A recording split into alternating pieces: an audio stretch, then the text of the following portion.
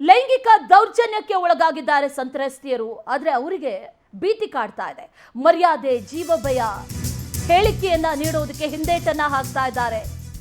ಲೈಂಗಿಕ ದೌರ್ಜನ್ಯಕ್ಕೆ ಒಳಗಾಗಿರೋದು ಒಂದು ಕಡೆ, ಆ ಮಾನಸಿಕ ಆಘಾತ ಒಂದು ಕಡೆ, ಮತ್ತೊಂದು ಕಡೆಯಲ್ಲಿ ವಿಡಿಯೋ ವೈರಲ್ ಆದಾಗಿನಿಂದಲೂ ಕೂಡ ಬಹಳ ಖಿನ್ನತೆಗೆ ಒಳಗಾಗಿದ್ದಾರೆ. ಮರ್ಯಾದೆಗೆ ಅಂಜುತ್ತಾ ಇದ್ದಾರೆ, ಜೀವ ಭಯ ಇದೆ, ಹೇಳಿಕೆ ಕೊಡೋದಕ್ಕೆ ಹಿಂದೇಟನ್ನ ಹಾಕ್ತಾ ಇದ್ದಾರೆ. ದೌರ್ಜನ್ಯಕ್ಕೆ ಒಳಗಾದವರ ಮನಸ್ಥಿತಿಯನ್ನ ಅರಿಯೋದಕ್ಕೆ ಈಗ ಪ್ರಯತ್ನವನ್ನ ಮಾಡಲಾಗ್ತಾ ಇದೆ. ವಿಡಿಯೋ ಬಹಿರಂಗ ಆಗಿರುವಂತಹ ಹಿನ್ನೆಲೆಯಲ್ಲಿ ಅವ್ರಿಗೂ ಕೂಡ ಮನಸ್ಸಿಗೆ ಬಹಳ ಆಘಾತ ಆಗಿದೆ. ಏಕಾಏಕಿಯಾಗಿ ವಿಚಾರಣೆ ನಡೆಸಿದ್ರೆ ಮಾನಸಿಕ ಖಿನ್ನತೆ ಒಳಗಾಗುವಂತ ಸಾಧ್ಯತೆ ಇದೆ. ಹಾಗಾಗಿ ಕೌನ್ಸಿಲಿಂಗ್ ಅನ್ನ ನಡೆಸಿ ಆ ಬಳಿಕ ಹೇಳಿಕೆಯನ್ನ ಪಡಿಬೇಕು. ನಿಮ್ಹಾನ್ಸ್ ಆಸ್ಪತ್ರೆ ಮನಃಶಾಸ್ತ್ರಜ್ಞರ ನೆರವಿಗೆ ಎಸ್ಐಟಿ ಈಗ ಮೊರೆ ಹೋಗಿದೆ. ಸಂತ್ರಸ್ತೆಯರಿಗೆ ಸೈಕಲಾಜಿಕಲ್ ಸಪೋರ್ಟ್ ಜೊತೆಗೆ ಸೂಕ್ತ ಭದ್ರತೆಯನ್ನ ಕೂಡ ಒದಗಿಸಬೇಕು. ಅದರ ಸೂಚನೆಯನ್ನ ಕೂಡ ನೀಡಲಾಗಿದೆ. ಕೆಲವು ಸಂತ್ರಸ್ತೆಯರ ಗುರುತು ಪತ್ತೆಯಾಗಿದೆ, ಕೆಲವರು ಹಿಂದೇಟನ್ನ ಹಾಕ್ತಾ ಇದ್ದಾರೆ. ಮುಂದೇನು ಹಾಗಾದ್ರೆ ಅನ್ನುವಂಥ ಪ್ರಶ್ನೆ ಅವ್ರಿಗೆ ಕಾಡ್ತಾ ಇದೆ. ಹೇಳಿಕೆ ಕೊಡೋದಕ್ಕೆ ಅವರು ಭಯ ಪಡ್ತಾ ಇದ್ದಾರೆ. ಒಂದ್ ಕಡೆ ಜೀವ ಭಯ ಇದೆ. ಇಂಥ ದೊಡ್ಡ ಕುಟುಂಬವನ್ನ ಎದುರು ಹಾಕೊಂಡ್ರೆ ನಮ್ಮಂತವ್ರು ಬದುಕೋದು ಹೇಗೆ ಅನ್ನುವಂಥ ಪ್ರಶ್ನೆ. ಅದೇ ಊರಿನಲ್ಲಿ ಬದುಕಬೇಕು, ಅದೇ ಊರಿನಲ್ಲಿ ತಿರುಗಾಡ್ಕೊಂಡಿದ್ದವರು, ಅದೇ ಊರಿನಲ್ಲಿ ಮನೆ ಕೆಲಸ ಮಾಡ್ಕೊಂಡಿದ್ದಂಥವ್ರು, ಅವ್ರು ನಾವು ಹೇಗೆ ಕೊಡೋದು ಈ ಹೇಳಿಕೆಗಳನ್ನ ಅನ್ನುವಂಥ ಭಯದಲ್ಲಿದ್ದಾರೆ. ಮರ್ಯಾದೆಗೆ ಹಂಚ್ತಾ ಇದ್ದಾರೆ. ಹಾಗಾಗಿ ಅವರಿಗೆ ಮಾನಸಿಕ ಖಿನ್ನತೆ ಆಗುವಂಥ ಸಾಧ್ಯತೆ ಇರೋದ್ರಿಂದ ಅವರ ಹೇಳಿಕೆಗಳನ್ನ ಪಡೆಯೋ ಮುಂಚೆ ಕೌನ್ಸಿಲಿಂಗ್ ನಡೆಸೋದಕ್ಕೆ ಈಗ ಸಿದ್ಧತೆಗಳನ್ನ ಮಾಡಿಕೊಳ್ಳಲಾಗ್ತಾ ಇದೆ. ಮತ್ತಷ್ಟು ಡೀಟೇಲ್ಸ್ ಅನ್ನ ನಮ್ಮ ಪ್ರತಿನಿಧಿ ಆನಂದ್ ನೀಡ್ತಾ ಹೋಗ್ತಾರೆ.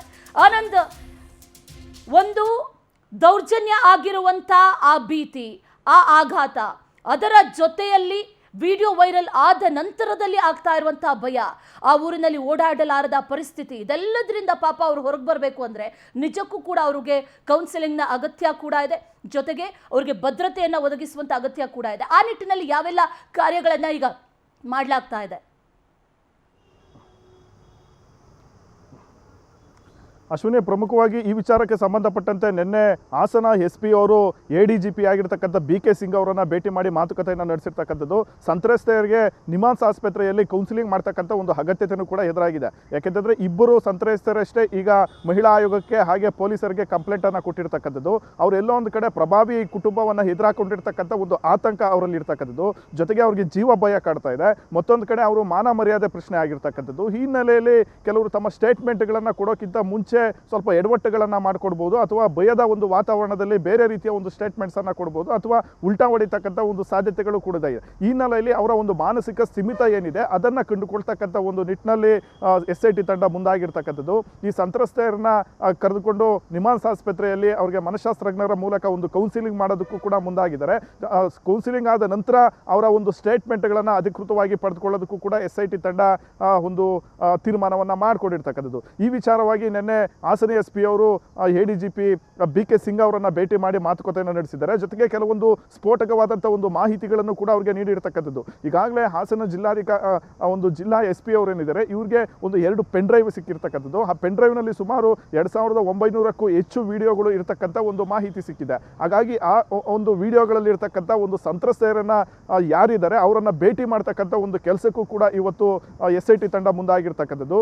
ಇದಕ್ಕೆ ಮೈಸೂರು SP ಕೂಡ ಸಾಥ್ ಕೊಟ್ಟಿರ್ತಕ್ಕಂಥದ್ದು. ಮೈಸೂರು, ಹಾಸನ, ಬೆಂಗಳೂರು ನಗರ ಸೇರಿದಂತೆ ದೆಹಲಿವರೆಗೂ ಕೂಡ ಯಾರ್ಯಾರು ಸಂಪರ್ಕದಲ್ಲಿದ್ದಾರೆ ಅಥವಾ ಯಾರ್ಯಾರು ಈ ರೀತಿ ಒಂದು ಲೈಂಗಿಕ ದೌರ್ಜನ್ಯಕ್ಕೆ ಒಳಗಾಗಿದ್ದಾರೆ ಅವರ ಒಂದು ಫೋಟೋಗಳನ್ನು ಕಲೆಕ್ಟ್ ಮಾಡಿ ಅವರ ಒಂದು ಇರ್ತಕ್ಕಂಥ ಒಂದು ಸ್ಥಳಗಳನ್ನು ಪತ್ತೆ ಹಚ್ಚಿ ಅವರನ್ನ ಒಂದು ವಿಚಾರಣೆಗೆ ಒಳಪಡಿಸ್ತಕ್ಕಂಥ ಒಂದು ಕೆಲಸಕ್ಕೆ ಇವತ್ತು SIT ಅಧಿಕಾರಿಗಳು ಮುಂದಾಗಿರ್ತಕ್ಕಂಥದ್ದು. ಒಟ್ಟಿನಲ್ಲಿ ಆ ಒಂದು ಸಂತ್ರಸ್ತರೇನಿದ್ದಾರೆ ಆ ಸಂತ್ರಸ್ತರಿಗೆ ಬಹಳಷ್ಟು ಒಂದು ಜೀವ ಭಯನೂ ಕೂಡ ಕಾಡ್ತಾ ಇದೆ. ಜೊತೆಗೆ ಮಾನ ಮರ್ಯಾದೆ, ಕುಟುಂಬದ ಒಂದು ಪ್ರಶ್ನೆ ಆಗಿರ್ತಕ್ಕಂಥ ಒಂದು ಹಿನ್ನೆಲೆಯಲ್ಲಿ ಆ ಗೌಪ್ಯವಾಗಿ ಏನೆಲ್ಲ ಒಂದು ಅವ್ರನ್ನ ವಿಚಾರಣೆ ಮಾಡಬೇಕು ಆ ಒಂದು ಕೆಲಸಕ್ಕೆ ಇವತ್ತು SIT ತಂಡ ಮುಂದಾಗಿರ್ತಕ್ಕಂಥದ್ದು. ಈಗಾಗಲೇ ಒಂದು ವಿಶೇಷವಾದಂಥ SIT ತಂಡ ಹಾಸನದಲ್ಲಿ ಬೀಡು ಬಿಟ್ಟಿದೆ. ಇಂಥ ಒಂದು ಲೈಂಗಿಕ ದೌರ್ಜನ್ಯಕ್ಕೆ ಒಳಗಾಗಿರ್ತಕ್ಕಂಥ ಕೆಲವು JDS ಕಾರ್ಯಕರ್ತರು, ಮುಖಂಡರು, ಹಾಗೆ ಒಂದು ಪ್ರಜ್ವಲ್ ರೇವಣ್ಣ ಅವರ ಮನೆಯಲ್ಲಿದ್ದಂಥ ಒಂದು ಕೆಲಸದವ್ರು ಏನಿದ್ದಾರೆ ಅವ್ರನ್ನೆಲ್ಲರನ್ನೂ ಕೂಡ ಒಂದು ವಿಚಾರಣೆಗೆ ಒಳಪಡಿಸಿ ಅವರಿಂದ ಒಂದು ಸ್ಟೇಟ್ಮೆಂಟ್ ಪಡೆಯೋದಕ್ಕೂ ಕೂಡ ಮುಂದಾಗಿರ್ತಕ್ಕಂಥದ್ದು. ಸದ್ಯ ಹಾಸನ, ಮೈಸೂರು ಸೇರಿದಂತೆ ಇಡೀ ಒಂದು ದೇಶದಲ್ಲಿ ಈ ಒಂದು ವಿಡಿಯೋ ಬಹಳಷ್ಟು ಒಂದು ಸಂಚಲನವನ್ನ ಉಂಟು ಮಾಡಿರ್ತಕ್ಕಂಥ ಇರ್ತಕ್ಕಂಥ ಒಂದು ಹಿನ್ನೆಲೆಯಲ್ಲಿ ಮತ್ತೆ Okay. ತಪ್ಪಿತಸ್ಥರಿಗೆ ಕಠಿಣವಾದಂಥ ಒಂದು ಶಿಕ್ಷೆ ಆಗಬೇಕು ಅಂತ ಬಹಳಷ್ಟು ಒಂದು ಸಂಘಟನೆಗಳು ಕೂಡ ಒತ್ತಾಯ ಮಾಡ್ತಾ ಇರ್ತಕ್ಕಂಥ ಒಂದು ಹಿನ್ನೆಲೆಯಲ್ಲಿ ಈ ಒಂದು ಪ್ರಕರಣವನ್ನು ಸರ್ಕಾರವನ್ನು ಕೂಡ ಗಂಭೀರವಾಗಿ ತೆಗೆದುಕೊಂಡಿದೆ ಮತ್ತೆ ಸಂತ್ರಸ್ತೆಯರಿಗೆ ಯಾವುದೇ ರೀತಿಯ ಒಂದು ತೊಂದರೆ ಆಗದಂತೆ ಅವರನ್ನ ಗೌಪ್ಯವಾಗಿ ವಿಚಾರಣೆಗೆ ಒಳಪಡಿಸೋದಕ್ಕೆ ಈಗ SIT ತಂಡ ಮುಂದಾಗಿದೆ. Ashwini. Okay Anand, thank you ಡೀಟೇಲ್ಸ್ಗೆ.